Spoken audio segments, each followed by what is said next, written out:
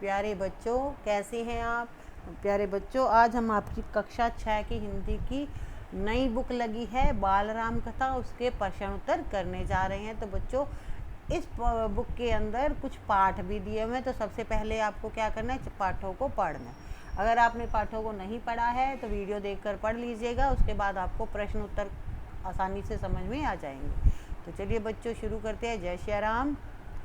पाठ्य पुस्तक का प्रश्न अभ्यास। तो पहला प्रश्न है, पुस्तक के पहले अध्याय के पहले अनुच्छेद में लेखक ने सजीव ढंग से अवध की तस्वीर प्रस्तुत की है।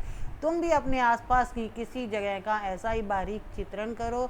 यह चित्रण मोहल्ले के चबूतरे, गली की चहल पहल, सड़क के नज़ारे आदि किसी का भी हो सकता है जिससे तुम अच्छी तरह परिचित हो। तो बच्चों, सबसे पहले हमने जो पहला पाठ पढ़ा था उसमें अवध के बारे में पूरा डिटेल से बताया हुआ था, कितनी आलीशान है, कितनी सुंदर है, कितनी भव्य है। तो आपको इसी तरह से अपने मोहल्ले के बारे में या गली के बारे में, सड़कों के बारे में जो जो आपको पता है वो सब आपको इसमें अच्छी तरह से लिखना है।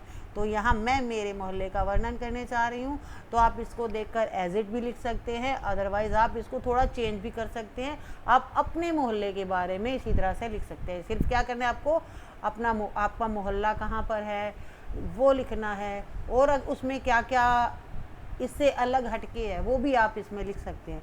तो चलिए बच्चों, मैं यहाँ मेरे मोहल्ले के बारे में आपको बता रही हूँ, तो आप अपने मोहल्ले के बारे में बताइएगा।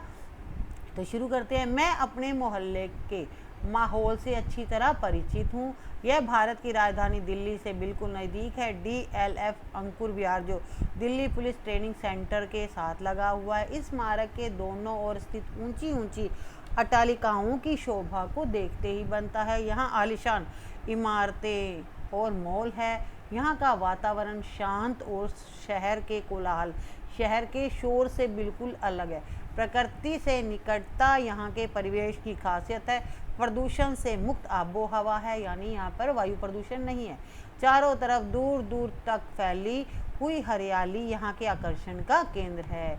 यहाँ पर क्या है, हरियाली, यानी पेड़ पौधे बहुत ज़्यादा है जो बहुत सुंदर लगते हैं।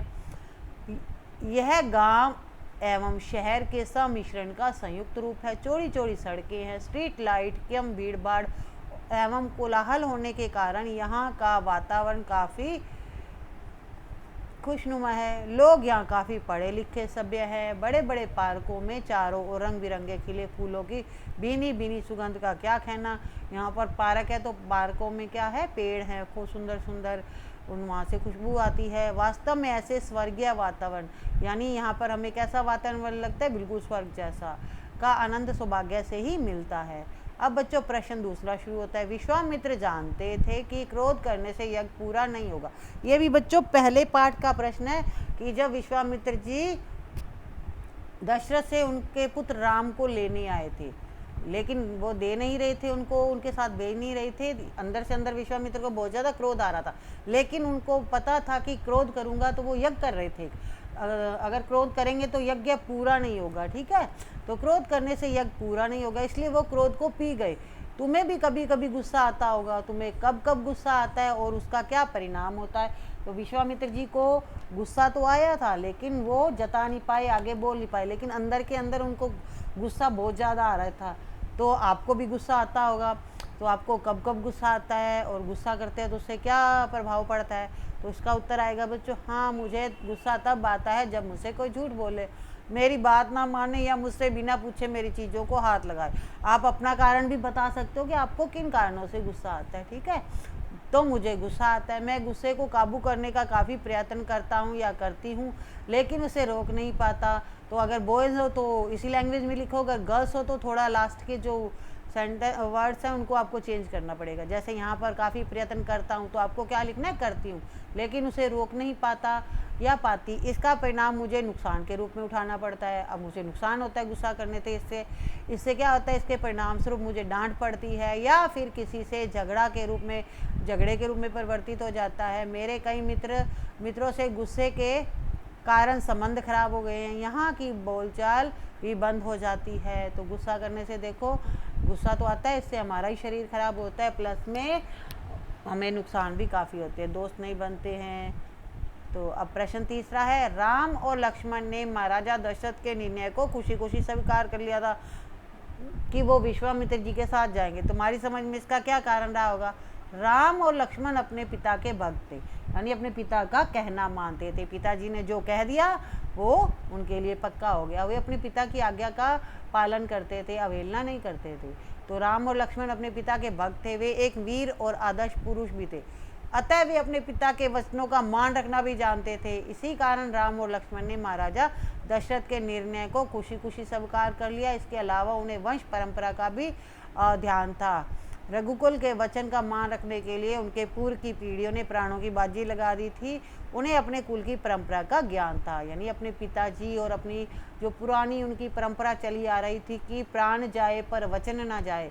तो दशरथ जी ने विश्वामित्र को वचन दिया था कि वो उनसे जो चाहे मांग ले। तो लास्ट में उन्होंने श्री रामचंद्र को मांगा था, इसलिए अपने पिता की आज्ञा का पालन करने के लिए वे उनके साथ खुशी खुशी चले गए। प्रश्न नंबर 4 है, विश्वामित्र ने कहा ये जानवर और वनस्पतियां जंगल की शोभा है, इनसे कोई डर नहीं है। उन्होंने ऐसा क्यों कहा?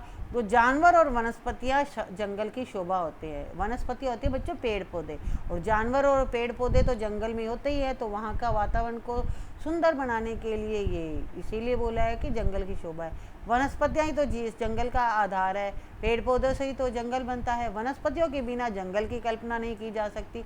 प्रकृति का पारिस्थितिक संतुलन बनाए रखने के लिए वे सहायक होते हैं। धरती पर जीवन की उपस्थिति के लिए ये आवश्यक है, अतः ये हमारे जीवन साथी है और हमें जानवरों से कोई खतरा नहीं होता। ये प्रकृति की शोभा बढ़ाते हैं, जानवरों से रौनक बनी रहती है। अतः उनके महत्व को समझते हुए विश्वामित्र ने कहा कि जंगल की ये सब शोभा है। वनस्पति और जो जानवर है वो जंगल की शोभा है, इनसे नहीं डरना चाहिए। प्रश्न 5 है, लक्ष्मण ने शूर्पणखा के नाक कान काट दिए, क्या ऐसा करना उचित था? अपने उत्तर का कारण बताइए। तो ये तो आपको पता ही है बच्चों, आपने रामायण देखी होगी, जगह जगह पर सुनी भी होगी कि लक्ष्मण जी ने शूर्पणखा का, रावण की बहन शूर्पणखा का नाक और कान काटा था। तो ये हमसे पूछा जा रहा है, तो आपको अपने मन से उत्तर बताना है कि जो उन्होंने किया था क्या सही किया था, उनके नाक कान काट के, या गलत किया था। तो बच्चों चलिए शुरू करते हैं इसका उत्तर। शूर्पणखा ने राम लक्ष्मण से विवाह करने का प्रस्ताव रखा था, तो दोनों भाइयों ने उस प्रस्ताव को ठुकरा दिया था। इसलिए क्रोध में आकर शूर्पणखा सीता पर झपटी थी ताकि सीता को मार दूंगी। यह देखकर लक्ष्मण ने शूर्पणखा के नाक और कान काट दिए। शूर्पणखा एक राक्षसी होते हुए भी एक स्त्री थी, इसलिए लक्ष्मण के द्वारा नाक कान काटना अनुचित कार्य था। उसे इस तरह के विवाह प्रस्ताव को ठुकराने के लिए लक्ष्मण को उसे समझाने का प्रयास करना चाहिए था, नाक कान नहीं काटने चाहिए था, उन्हें समझाने का प्रयास करना था। इस पर यदि वह नहीं मानती तो दंड देना चाहिए। तो इस प्रकार के दंड को अनुचित कहा जा सकता है। अगला प्रश्न है, विश्वामित्र और कैकेयी दोनों ही दशरथ को रघुकुल के वचन निभाने की प्रथा याद दिलाते हैं। तुम अपनी मदद से बताइए कि क्या दिया हुआ वचन हमेशा संभव होता है?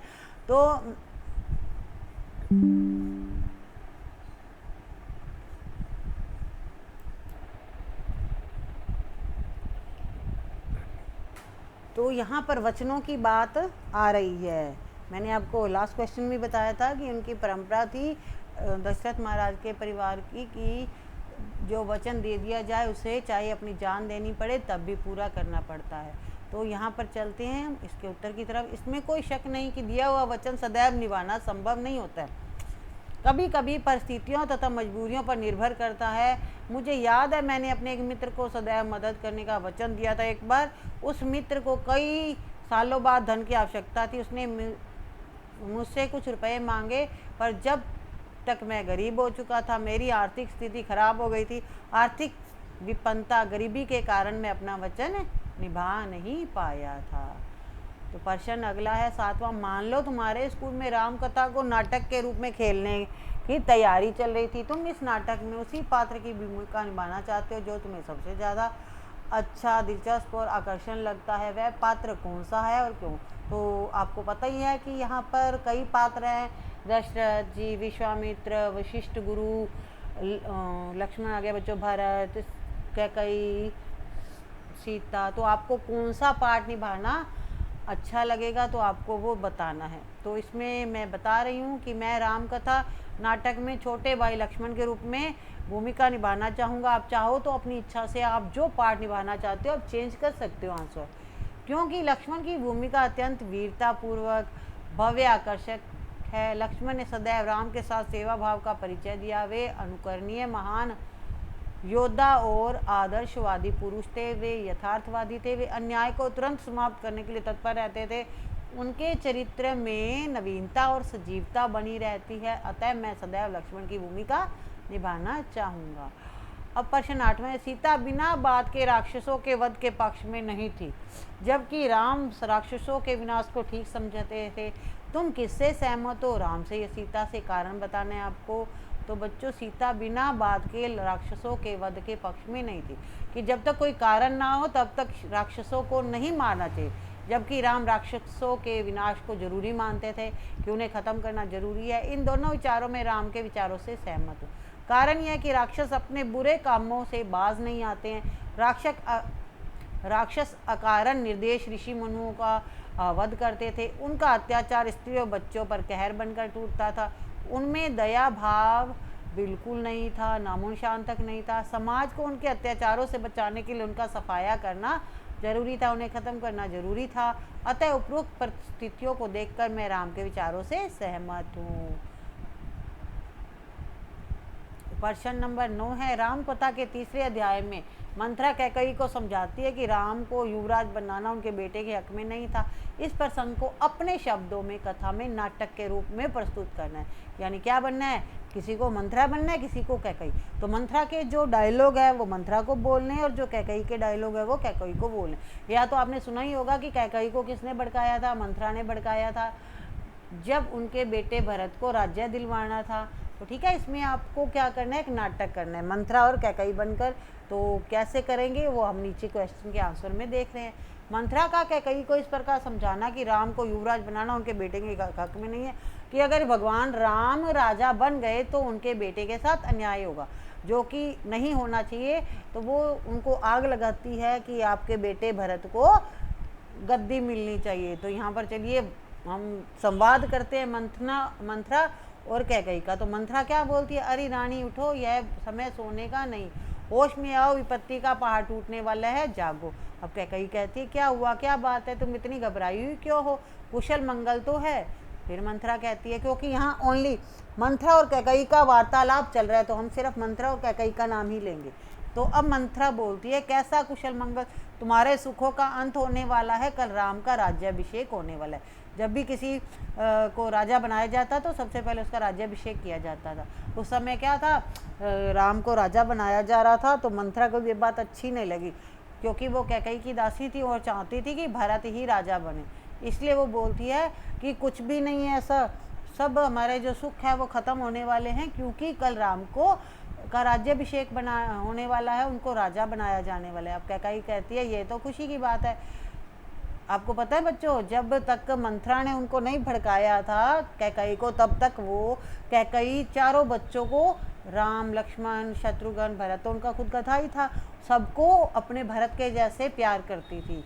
लेकिन जैसे ही मंथरा ने उनको भड़काया उसके बाद उनका बर्ताव बदल गया। तो कैकेयी कहती है तो खुशी की बात है कि राम राजा बन रहे हैं। मंथरा कहते हैं कि तुम्हारी मति मारी गई है, तुम्हारी बुद्धि भ्रष्ट हो गई है, तुम राजा दशरथ के षड्यंत्र को नहीं समझती हो, तुम्हारे अधिकार छीने जा रहे हैं। कैकेयी बोलती है कि यह कैसी उल्टी बात है, वह मेरा ज्येष्ठ पुत्र है। ज्येष्ठ मतलब सबसे बड़ा। राम तो युवराज के पद के योग्य है, क्योंकि सबसे बड़े बेटे को ही राजा बनाया जाता था, राज तो बड़े बेटे को ही मिलता है। अब मंथरा कहती है रानी इसे रोको, यह तुम्हारे हित में नहीं है, तुम्हारी भलाई नहीं है इसमें। राम अगर राजा बन गया तो तुम कौशल्या की दासी बन जाओगी। अब कौशल्या सबसे बड़ी रानी थी, 3 रानियां थी राजा दशरथ की, कौशल्या बड़ी थी, तो उनको लगता था कि जो बड़ी रानी है उसका ही हुक्म चलेगा, उसका ही राज चलेगा, कि राजा अगर उनका बेटा राजा बन गया तो तुम सब दास बन जाओगे उनके, भरत राम के दास हो जाएंगे। अब कैकेयी कहती है तो क्या ऐसा हो जाएगा, मैं क्या करूं? मंथरा बोलती है तुम्हें याद है, तुम राजा दशरथ को अपने वचनों की याद दिलाकर भरत के लिए राज्याभिषेक और राम के लिए 14 वर्ष का वनवास मांग लो। एक बार राजा दशरथ ने कैकेयी को कैकेयी ने राजा दशरथ की जान बचाई थी युद्ध में, तो राजा दशरथ ने उनको वचन 2 वरदान लेने को बोला था। तब कैकेयी ने कहा था कि जब उचित समय आएगा जब मैं वो वरदान मांग लूँगी।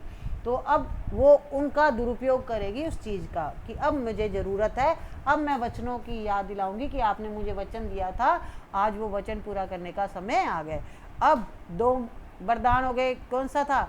एक तो भरत को राजा बनाया जाए, दूसरा राम को 14 वर्ष के लिए वनवास दिया जाए। उस समय अगर कोई बंदा 14 वर्ष वनवास चला जाता था, उसके बाद राजगद्दी उसके हाथ से चली जाती थी, इसलिए 14 वर्ष का वनवास मानना था कि जब 14 वर्ष बाद राम अयोध्या लौटेंगे तो उनको गद्दी नहीं मिलेगी। अगर उससे पहले वो वापस आ जाते हैं तो वो राजा को गद्दी वापस मिल जाती है। 2 वरदान ये मांगने को बोला। अब कैकेयी बोलती है परंतु इतना बड़ा काम मैं कैसे करूँगी। मंथरा बोली तुम मैले कपड़े पहनकर कोप भवन में चली जाओ।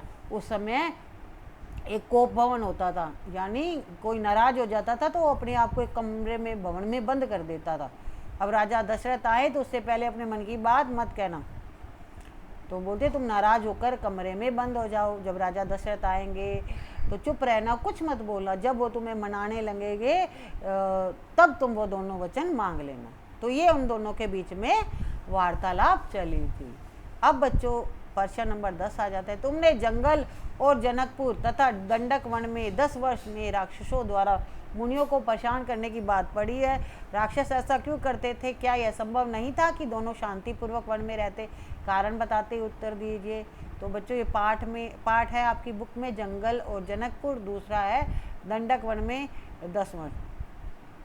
तो उस समय राक्षस मुनियों को, जो साधु संत थे, उनको बहुत परेशान करते थे, मार देते थे, परेशान करते थे, दुखी करते थे। तो ये प्रश्न उठता है कि क्या दोनों ही वहाँ आराम से नहीं रह सकते थे, मिलजुल कर नहीं रह सकते थे? तो कारण बताना है इसका उत्तर आपको। तो बच्चों इसका उत्तर है राक्षस सदैव विध्वंस करते रहते थे, विनाश करते रहते थे, आतंक फैलाते रहते थे। शांतिपूर्वक रहना राक्षसों के स्वभाव के विपरीत था। वे निर्दोष प्राणियों की हत्या करते रहते थे। इसके विपरीत जो ऋषि मुनि थे उनकी संस्कृति अलग थी। ऋषि मुनि तो जंगल में आश्रम में शांतिपूर्वक रहते थे, परंतु राक्षसों की जो प्रवृत्ति थी ऋषि मुनियों के यज्ञ को भंग करने की थी, वो उन्हें यज्ञ नहीं करने देते थे, प्लस में उनको मारते भी थी। इस तरह से राक्षसों की संस्कृति ऋषि मुनियों की संस्कृति से बिल्कुल अलग थी, इसलिए वो दोनों एक साथ मिलजुल कर नहीं रह सकते थे। ऋषि मुनि तो रहते थे लेकिन राक्षस नहीं रह सकते थे, उनके स्वभाव में ही नहीं था। अब बच्चों प्रश्न आता है 11। हनुमान ने लंका से लौटकर अंगद और जामवंत को लंका के बारे में क्या क्या बताया होगा? तो इसके बारे में हम प्रश्न का उत्तर जानेंगे कि सीता माता को ढूंढते ढूंढते हनुमान जी कहाँ पहुँच गए थे? लंका में। अब जब वापस आए तो उन्होंने अंगद और जामवंत को लंका के बारे में क्या क्या बताया। लंका से लौटकर हनुमान ने अंगद और जामवंत को लंका नगरी के सौंदर्य का वर्णन किया होगा, क्योंकि हनुमान ने ऐसी सुंदर नगरी नहीं देखी थी। जो लंका थी वो पूर्ण रूप से बहुत सोने की बनी हुई थी और बहुत विशाल थी। हनुमान ने बताया होगा कि सीता रावण की अशोक वाटिका में बंदी थी है तथा हर समय राक्षसों से घिरी रहती है, क्योंकि रावण भी राक्षसी था, तो उसके जो राज्य में जो भी थे सब राक्षस प्रवृत्ति के थे। लंका सोने से बनी है, लंका चारों ओर से सुरक्षित बनाई गई है, वहाँ का राजा रावण ऊंचे सिंहासन पर बैठता है, वहाँ के भव्य महल है, भव्य का मतलब होता है बहुत विशाल, वहाँ अशोक के लंबे लंबे वृक्ष है। इसके अलावा हनुमान ने जामवंत को बताया होगा कि कैसे उसकी पूंछ में आग लगा देने पर उन्होंने लंका को जलाकर राख कर दिया था। इसके अलावा सीता से भेंट के विषय में भी बताया होगा। अब प्रश्न है 12वां। तुमने बहुत सी पौराणिक कथाएं, पुरानी कथा और लोक कथा पढ़ी होगी, तो दोनों में अंतर बताना है कि दोनों में अंतर क्या होता है।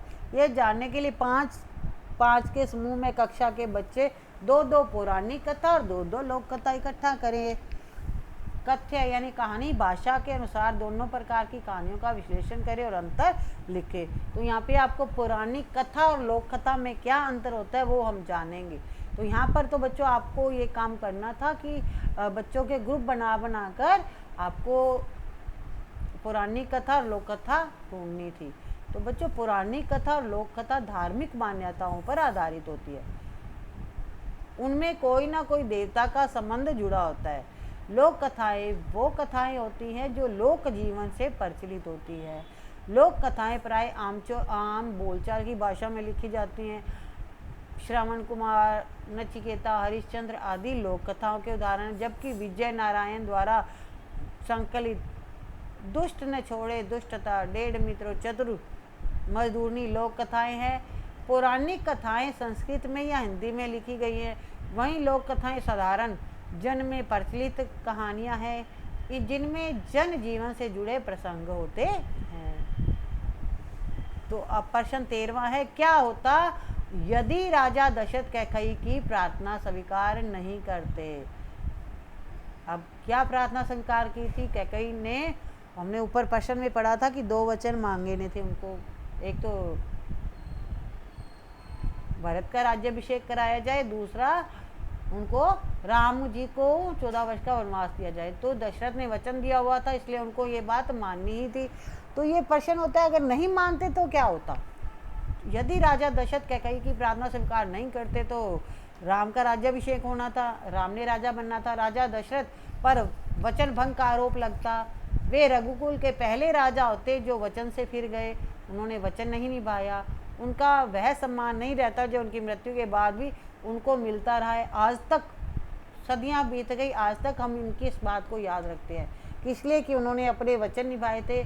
उनके जो वंश की रीत थी, वचन प्राण जाए पर वचन न जाए, तो जो उसका पालन दशरथ ने किया था। अगर नहीं करते तो उन पे क्या होता है, कलंक लग जाता कि वो उन्होंने अपना वचन पूरा नहीं किया। आज उनको सम्मान की दृष्टि से देखा जाता है, जो कि नहीं देखा जाता अगर वो वचन पूरा नहीं करते। उनका सम्मान नहीं होता जो मृत्यु के बाद भी उनको मिलता रहा है। राम को 14 साल का वनवास नहीं होता। अगर राम वन नहीं जाते तो सीता का रावण द्वारा हरण नहीं होता, तब रावण का युद्ध नहीं होता और रावण का वध भी नहीं होता।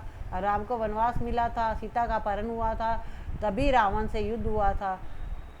प्रश्न दूसरा है, रावण ने विभीषण और अंगद का सुझाव माना होता और युद्ध का फैसला ना लिया होता, तो रावण ने ना तो विभीषण, उनका छोटा भाई था, विभीषण का कहना माना, ना अंगद का, तभी युद्ध हुआ। अगर कहना मान लेते तो क्या होता? यदि रावण विभीषण अंगद का सुझाव मान लेते, युद्ध ना करते, तो सीता को लौटा देते। ऐसी स्थिति में राम और रावण की सेना के बीच में भयानक युद्ध ना होता, असंख्य लोगों का खून खराबा नहीं होता, जो युद्ध में मारे गए थे वो नहीं मारे जाते और रावण की मृत्यु भी नहीं होती। प्रश्न 14वां है, नीचे कुछ चारित्रिक विशेषताएं दी गई है। तालिका में कुछ पात्रों के नाम दिए गए हैं, प्रत्येक पात्र के सामने उनकी उपयुक्त विशेषताओं को छांटकर लिखना है। ठीक है, अब पाठ के अंदर कुछ नाम है, जैसे राम, सीता, लक्ष्मण, विभीषण, हनुमान, कैकेयी, रावण, भरत। तो इनकी विशेषताओं के बारे में ये ऊपर दे रखे हमें। पराक्रमी कौन था, साहसी कौन था, निडर कौन था, पितृभक्त कौन था, वीर, शांत, दूरदर्शी, त्यागी, लालची, अज्ञानी, दुष्चरित्र, दीनबंधु, गंभीर, स्वार्थी, उदार, धैर्यवान, अड़ियल, कपटी, भगत, न्यायप्रिय और ज्ञानी। तो ये छांट के हमने इनके बॉक्स में सामने डाले, जो कि हमने यहाँ कर रखे। अब राम कैसे थे? पराक्रमी, साहसी, निडर, पितृभक्त, वीर, शांत, त्याग, दीनबंधु, उदार, गंभीर, धैर्यवान, न्यायप्रिय, ज्ञानी। ये विशेषताएं किसमें है? राम जी में। और ये विशेषताएं हमें यहाँ दे रखी हैं, हमें सिर्फ छांट छांट के उनके सामने बढ़ने हैं कि कौन कैसा स्वभाव का था। अब दूसरा, सीता क्या थी? त्याग, उदार, अड़ियल और शांत। त्याग थी, उन्होंने त्याग दिया सब कुछ, अपना महल त्याग दिया, सब कुछ त्याग दिया। उदार भी थी, अड़ियल भी थी, वो राम जी के सामने अड़ गई कि मुझे हिरन, सोने का हिरन चाहिए, जब भी तो उसका अपहरण हुआ था। अब लक्ष्मण कैसे थे? साहसी, पराक्रमी, निडर, पितृभक्त, वीर, त्यागी, दूरदर्शी, भगत, ज्ञानी। विभीषण दूरदर्शी होता है बच्चों, जो आगे का भविष्य का ध्यान रखता है कि अगर हम ये काम करेंगे तो भविष्य में इसके क्या परिणाम होंगे। साहसी भी थे, निडर, वीर, त्याग, गंभीर, भक्त, ज्ञानी भी थे, तभी तो वो रावण के जैसे नहीं थे। भाई तो उनके ही थे, लेकिन उनके कोई भी जो गुण थे एक दूसरे से नहीं मिलते थे। हनुमान जी कैसे थे? पराक्रमी थे, वीर, साहसी, बली, निडर, शांत, धैर्यवान, भक्त, ज्ञानी भी थे। कैकेयी लालची थी, तभी तो उन्होंने राज्य के लालच में राम को वनवास दिला दिया। अज्ञानी थी, अड़ियल थी, स्वार्थी भी थी, कपटी भी थी। रावण कैसे थे? घमंडी, दुष्चरित्र, पराक्रमी थे। रावण एक पराक्रमी थे, साहसी भी थे, निडर थे, अज्ञानी, अड़ियल और कपटी थे। भरत त्यागी भक्त। पता है आपको बच्चों, 14 वर्ष तक भरत ने राजगद्दी पर वो नहीं बैठे थे, उन पर राम जी के जो खड़ाऊ थे वो रखे हुए थे। 14 साल तक उन्होंने वैसे ही राज्य किया था, लेकिन उस गद्दी पर नहीं बैठे थे। और वो अपनी कैकेयी माता के साथ भी नहीं बोलते थे कि उन्होंने राम के साथ अन्याय किया। ठीक है, तो त्यागी भक्त, ज्ञानी, गंभीर, उदार, धैर्यवान, न्यायप्रिय, उदार, ये सब थे। प्रश्न 15 है, तुमने अपने आसपास के बड़ों से रामायण की कहानी सुनी होगी, रामलीला भी देखी होगी। क्या तुम्हें अपनी पुस्तक राम कथा की कहानी और बड़ों से सुनी लक्ष्मण की कहानी में कोई अंतर नजर आया? यदि हाँ तो उसके बारे में कक्षा में बताओ। तो बच्चों आपने सुना होगा बड़ों से, और दीपावली से पहले जगह जगह पर रामलीला भी दिखाई जाती है। तो उसमें जो लक्ष्मण का रोल था वो सेम था या अलग है जो आपने सुना हुआ है? आपकी जो राम कथा बुक लगी है उसके हिसाब से उनमें क्या अंतर है वो आपको बताना है। तो इसका उत्तर आएगा, मैंने अपने आसपास के बड़ों से भी रामायण की कहानी सुनी है, रामलीला भी देखी है। रामायण की कहानी और रामलीला में अंतर यह है कि रामलीला से घटनाएं प्रत्यक्ष देखने को मिलती है। देखो वो तो अगर हम रामायण ओनली पढ़ेंगे, लेकिन जो रामलीला किया जाती है तो इसमें पात्र अपनी भूमिका निभाते हैं, बिल्कुल वैसे ही रोल करके दिखाते हैं। कोई आदमी होता है जो राम बनता है, कोई सीता बनता है, तो वो वैसे ही पार्ट निभाते हैं। तो इसमें हमें देखने को मिलता है, उनका प्रभाव स्थायी होता है। तो जो चीज़ हमने देखी होती है, सुनने और देखने में बहुत फर्क होता है। ठीक है,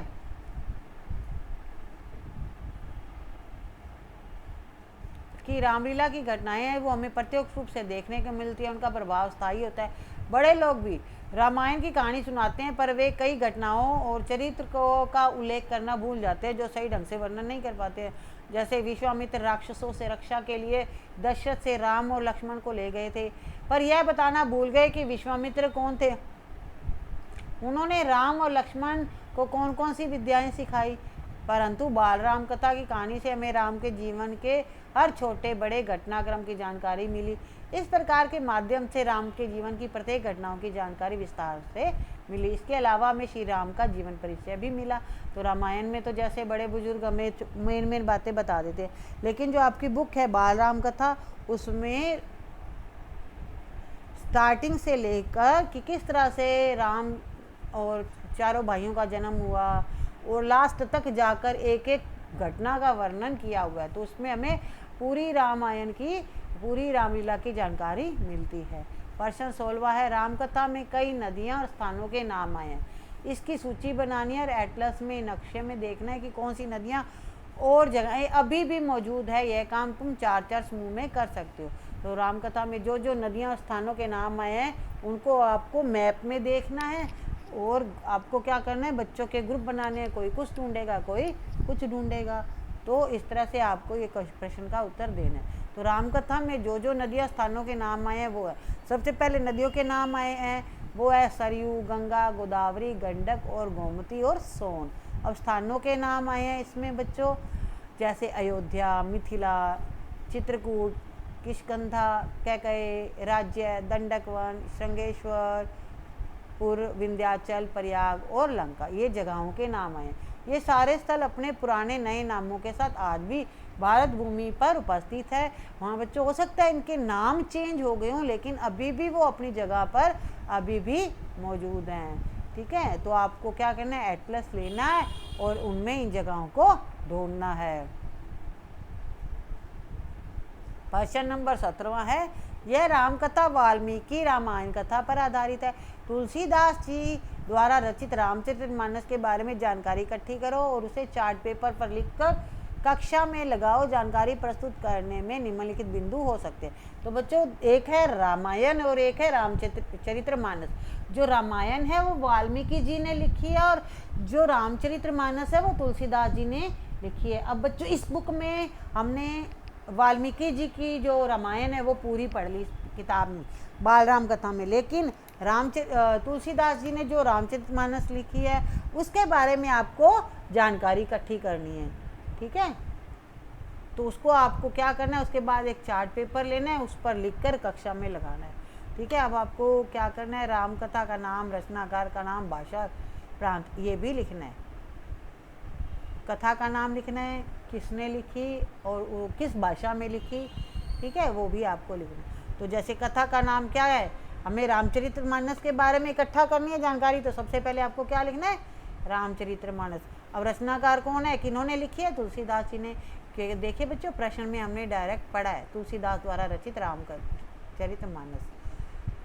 अब भाषा किस में है, वो अवधी भाषा में। प्रांत कौन सा है, अवध।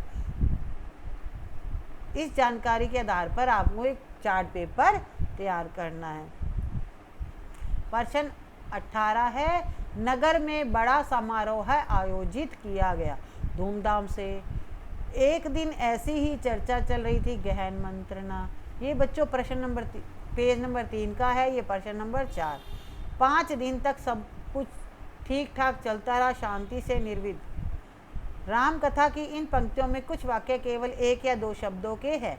तो जो ऊपर हमने बच्चों पढ़े हैं वो 1-2 शब्दों के हैं। ऐसा लेखक ने किसी बात पर बल देने के लिए और उसे प्रभावशाली बनाने के लिए या नाट्य बनाने के लिए किया है। ऐसे कुछ उदाहरण पुस्तक से आपको छांटने और देखो, इनको 1-2 शब्दों के वाक्य को पिछले वाक्य से जोड़कर लिखने से बात के असर पर क्या प्रभाव पड़ता है। उदाहरण के लिए, 5 दिन तक सब शांति से निर्विघ्न और ठीक ठाक चलता रहा। इसका आएगा बच्चों, वे चलते रहे नदी के घुमाव के साथ साथ। नदी पार जंगल था घना दुर्गम। महाराजा जंगल पर लेट पड़े हैं, बीमार दीनहीन। वे गंगा किनारे पहुंच गए श्रृंगेश्वर गांव में। इस तरह से बच्चों कुछ प्रश्न हमने कंप्लीट कर लिए हैं, अभी पूरे नहीं हुए हैं, अभी कुछ प्रश्न पेंडिंग है, वो हम नेक्स्ट वीडियो में कंप्लीट करेंगे। तो चलिए बच्चों, वीडियो को लाइक एंड शेयर कीजिए, चैनल को सब्सक्राइब भी कीजिए, ताकि इसी तरह से हम आपके लिए वीडियोस लाते रहें। आपके जितने भी सब्जेक्ट है सबके वीडियो आपको उपलब्ध हो जाएंगे।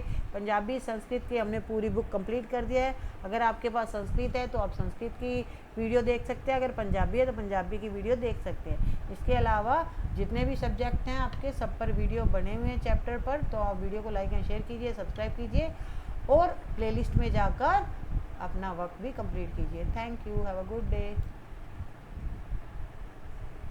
प्यारे बच्चों, अब हम करेंगे आगे अति लघु उत्तरीय प्रश्नोत्तर। आपकी बाल राम कथा कक्षा 6 की चल रही है, उसके प्रश्नोत्तर कर रहे हैं हम। तो बड़े प्रश्न थे वो हमने कंप्लीट कर दिए, अब हम करेंगे अति लघु उत्तरीय प्रश्नोत्तर। पहला प्रश्न है, रामायण के रचयिता कौन थे। तो रामायण के रचयिता आदि कवि वाल्मीकि थे। आपकी बुक के ऊपर भी पहले लिखा हुआ होगा, वाल्मीकि पर आधारित राम कथा। प्रश्न दूसरा है, बाल राम कथा किसके द्वारा लिखी गई है। तो बाल राम कथा श्री मधुकर उपाध्याय द्वारा लिखी गई है। प्रश्न तीसरा है, राम के चरित्र की विशेषताएं अपने शब्दों में लिखिए। तो राम जी के बारे में बताना है। राम को मर्यादा पुरुषोत्तम राम कहा जाता है। वह एक आदर्श पुरुष, भाई और राजा थे। राम पितृभक्ति, अपने पिता की आज्ञा का पालन करने वाले थे। धैर्यवान, साहसी, न्याय, पराक्रमी, त्यागी तथा उदार थे। उनका चरित्र आज हमारे जीवन में अनुकरणीय है। अब आएगा लघु उत्तरीय प्रश्नोत्तर। तो पहला प्रश्न है, राम कथा से तुम्हें क्या शिक्षा मिलती है। राम कथा से हमें शिक्षा मिलती है कि हमें राम की तरह अपने माता पिता गुरुजनों की भावनाओं का पूरा सम्मान करना चाहिए। इस कथा से हमें साहस और बुद्धि, प्रत्येक कठिनाइयों का सामना करने की प्रेरणा मिलती है। विपरीत परिस्थितियों में धीरज बनाए रखना भी इस कथा के माध्यम से हम सीखते हैं। अतः हम कह सकते हैं कि राम कथा हमारे जीवन के लिए महत्वपूर्ण प्रेरणा का स्रोत है। प्रश्न दूसरा है, यदि आप राम के चारित्रिक गुणों को अपना ले तो आपके जीवन में क्या परिवर्तन आएगा। तो जिस तरह से राम में जो गुण थे, अगर वो गुण आप अपना लोगे तो आपके जीवन में क्या बदलाव आएगा। उत्तर है, यदि राम के चारित्रिक गुणों को अपना ले तो हमारे मन में ईर्ष्या, द्वेष, स्वार्थ की भावना का अंत हो जाएगा। प्रेम और सद्भावनाओं का विकास होगा। समाज में भाईचारे की भावनाओं का विकास होगा। समाज में समरसता बढ़ेगी।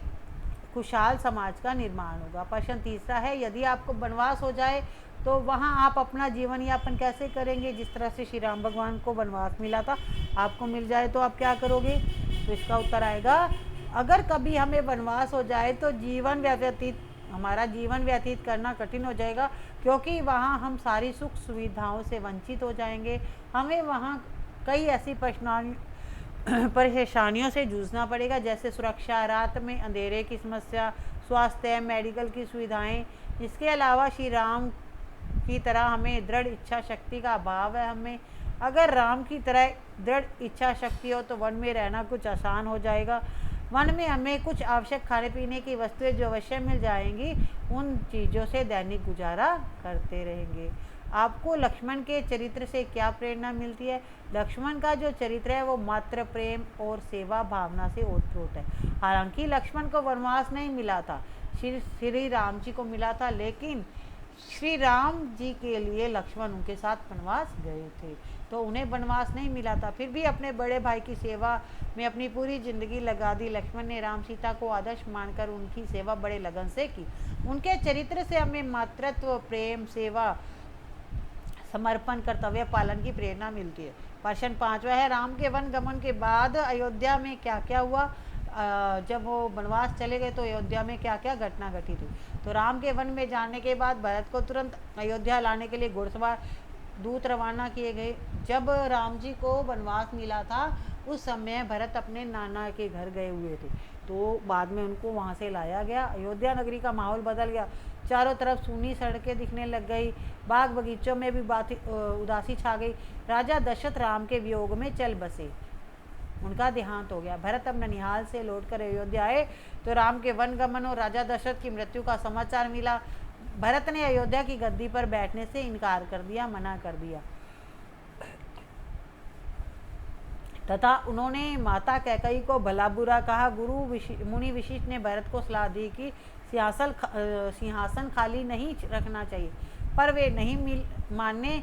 उन्होंने राम को वन से वापस अयोध्या लाने का निश्चय किया। अब प्रश्न है, तुम हनुमान जी को किस रूप में देखते हो? हम हनुमान जी को एक राम का शुभ चिंतक और आदर्श सेवक के रूप में देखते हैं। हनुमान का जीवन निस्वार्थ सेवा का अनुपम उदाहरण है। हनुमान ने बिना किसी स्वार्थ के जीवन भर सुग्रीव तथा राम सीता की सेवा की। उनकी सेवा भक्ति प्रकाष्ठा थी। उनके क्रियाकलाप हमें सेवा भावना की प्रेरणा देते हैं कि हमें भी ऐसे ही सेवा करनी चाहिए। यदि राजा दशरथ कैकेयी की प्रार्थना स्वीकार नहीं करते तो क्या होता है? हनुमान से बताइए। ये प्रश्न हम ऊपर भी कर चुके हैं। यदि राजा दशरथ कैकेयी की प्रार्थना को स्वीकार नहीं करते तो राम का राज्याभिषेक होता। राम को अयोध्या की जनता अपना योग्य शासक मानती। राम के गद्दी संभालने से वहाँ की प्रजा खुशहाल होती, उनमें उदासी नहीं छाती और वहाँ जो सुख समृद्धि थी वो बढ़ती। क्या आप अपने माता पिता के लिए तुम्हें कुछ करने का मौका मिला है? तो इसका उत्तर आएगा हाँ। छोटे मोटे कामों को करने का माता पिता के लिए कई अवसर मिलते रहते हैं। तो अब मम्मी पापा की क्या हेल्प करते हैं वो आपको बतानी है। तो आप छोटे हो तो छोटे बड़े मोटे काम करते हो, अगर बड़े हो गए तो बड़े काम करोगे। मैंने कई बार आदेशों का पालन किया है। माता पिता को प्रसन्न करना ईश्वर को प्रसन्न करने के समान है।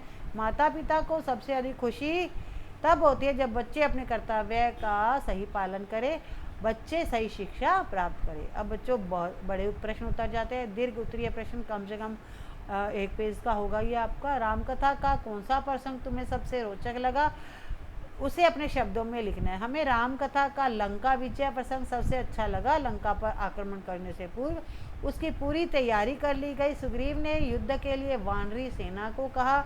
अब राम जी की सेना कौन सी थी? वानर सेना थी। वानर मतलब बंदरों की सेना थी। उन्होंने कहा कि वही वानर सेना में युद्ध के लिए जाएंगे जो शारीरिक और मानसिक रूप से स्वस्थ है। वानरी सेना का शोर सुनकर राक्षसी सेना में भय पैदा हो गया। अब राक्षस यानी रावण की जो सेना थी वो डर गई। विभीषण ने देखा कि राक्षस सेना डरी हुई है, डरी हुई सेना का भी युद्ध नहीं कर सकती और जीत भी नहीं सकती, इसलिए विभीषण ने रावण को समझाने का प्रयास किया कि वो युद्ध ना करे, पर रावण ने उनकी एक बात नहीं मानी। अंगद ने भी राम का दूत बनकर रावण को काफ़ी समझाने का प्रयास किया, फिर भी रावण नहीं माना। अंत में राम और रावण की सेना में घमासान युद्ध हुआ। रावण के कई बलशाली राक्षस मारे गए। महाबली धूम्राक्ष, व्रजदृष्ट, अंकपन भी युद्ध में धाराशायी हो गए। मेघनाथ और कुंभकर्ण भी मारे गए। आपको पता ही है, जब दशहरा होता है तो रावण, मेघनाथ, कुंभकर्ण तीनों के पुतले जलाए जाते हैं। लक्ष्मण ने महल में घुसकर मेघनाथ का पीछा किया और उसे मार गिराया। रावण भी नहीं बच पाया। इस प्रकार रावण का अंत हुआ और राम की लंका पर विजय हुई। अब राम की चारों तरफ जय जयकार होने लगी। सभी राक्षस मारे गए। राम ने सभी पांडव सेना का आभार प्रकट किया जो उन्होंने उनकी मदद की। विभीषण का राज तिलक गया। यह रावण के बाद लंका का राजा विभीषण को बनाया गया और सीता को अशोक वाटिका से लाने की व्यवस्था की गई। मंथरा ने रानी कैकई को कौन कौन से तर्क देकर उनकी सोच बदल दी। अब कैकई को तो स्टार्टिंग में कैकई को ऐसी बात नहीं थी कि वो राम से प्यार नहीं करती थी, लेकिन मंथरा के भड़काने के बाद कैकई की जो सोच थी वो बदल गई। अब मंथरा ने रानी कैकई को भय दिखाते हुए कहा कि राम के राजा बन जाने पर तुम्हारे सुखों का अंत हो जाएगा। राजा दशरथ ने तुम्हारे अधिकार छीनने का षड्यंत्र रचा है, इसलिए जानबूझकर भरत को ननिहाल भेज दिया गया। इतना ही नहीं, उसे राज्याभिषेक के उत्सव पर भी नहीं बुलाया गया। मंथरा के इन तर्कों को जब रानी कैकई पर कोई प्रभाव नहीं पड़ा तो रानी कैकई के पलंग पर उसके निकट बैठ गई और कहने लगी, तुम नादान हो, तुम्हें निकट आया संकट नहीं दिखाई देता है। राम के राजा बन जाने से तुम कैकई की दासी बन जाओगे, भरत राम के दास हो जाएंगे। राम के बाद अगला राजा राम का पुत्र ही होगा। भरत कभी राजा नहीं बन पाएगा, क्योंकि राजा का जो बड़ा बेटा होता है वो ही हमेशा राजा बनता है। दशरथ के बाद उनका बड़ा बेटा राम बनेगा, राम के बाद राम का बड़ा बेटा, इसलिए भरत तो कभी बन ही नहीं पाएगा। मंथरा ने कैकई से कहा, राम को राज्य मिला तो भरत को देश निकाला दे देंगे, इस तिरस्कार से भरत की रक्षा करो। मंथरा के इन तर्कों ने से जो रानी कैकई थी उसकी सोच बदल गई। अब प्रश्न तीसरा है, रावण वध क्या शिक्षा देता है। रावण वध से हमें शिक्षा मिलती है कि बुराई का अंत अवश्य होता है। रावण बुराई का प्रतीक था। राम ने उसका वध कर समाज को उसके अंतक और अन्याय से मुक्त कराया। राम ने सीता का हरण करके स्त्रियों के प्रति अपनी सहिष्णुता का परिचय दिया। वह विभीषण के प्रति निर्मम था, उसका संहार तो होना ही था, इसलिए रावण वध हमारे मत अनुसार सही प्रतीत होता है। तो इस तरह से बच्चों, आपकी राम कथा, बाल राम कथा किताब के जितने भी प्रश्न उत्तर थे सारे हमने कंप्लीट कर लिए। वीडियो को लाइक एंड शेयर कीजिए, चैनल को भी सब्सक्राइब कीजिए। Thank you, have a good day.